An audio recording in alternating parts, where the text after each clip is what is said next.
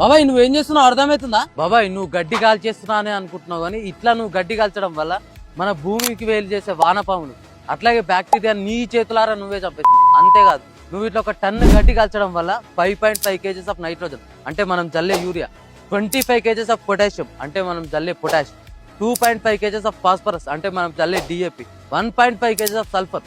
అంతేకాదు బాబాయ్ ఫ్యాక్టరీల కన్నా ఎక్కువ పొల్యూషన్ మనమే చేస్తున్నాం, అది మనకు తెలుస్తలేదు. దీని ద్వారా మన భవిష్యత్తు మొత్తం ఖరాబ్ అవుతుంది. సరేనే మరి ఏం చేయాలి చెప్పరా? అదే బాబాయ్ మీరు ఇట్లా గడ్డి కాల్చడమే సొల్యూషన్ అనుకుంటారు, కానీ అది కాదు. నువ్వు బేలర్తో గడ్డి కట్టలు చుట్టించావు అనుకో, డైరీ ఫామ్ పైసలు ఇచ్చి మరీ తీసుకోపోతారు కదా. అట్లా నీతో కాలే మల్చర్ వేపించి ప్లవ్ వేపి, అట్లా నీతో కాలే మల్చర్ వేపించి రోటోవేటర్ వేపి. అయినా నా దగ్గర అవన్నీ పైసలు లేవు అనుకున్నావు అనుకో, మనకు బయట వేస్ట్ డికంపోజర్ అని దొరుకుతుంది, 20 నుంచి 25 రూపాయలలో ఉంటుంది. నువ్వు తెచ్చి వాటర్లో కలిపి కొట్టుకున్నావు అనుకో, 20 నుంచి 25 రోజులలో డికంపోజ్ అయ్యి ఎరువు అవుతుంది. మనం మళ్ళీ ఎరువులు కొనాల్సిన అవసరం లేదు కదా. దయచేసి ఈ రీల్ ప్రతి రైతుకు షేర్ చేసేలా చూడండి. చాలా మంది రైతులు తెలిసి తెలియక చాలా మిస్టేక్ చేస్తారు. సో ఇట్లా మనం గడ్డి కాల్చడం వల్ల మనకన్నా మన భవిష్యత్తు చాలా సఫర్ అవుతుంది అనమాట. సో ఇట్లాంటి ఇన్ఫర్మేటివ్ వీడియోల కోసం ప్లీజ్ టు ఫాలో. వస్తాం మళ్ళా రైట్.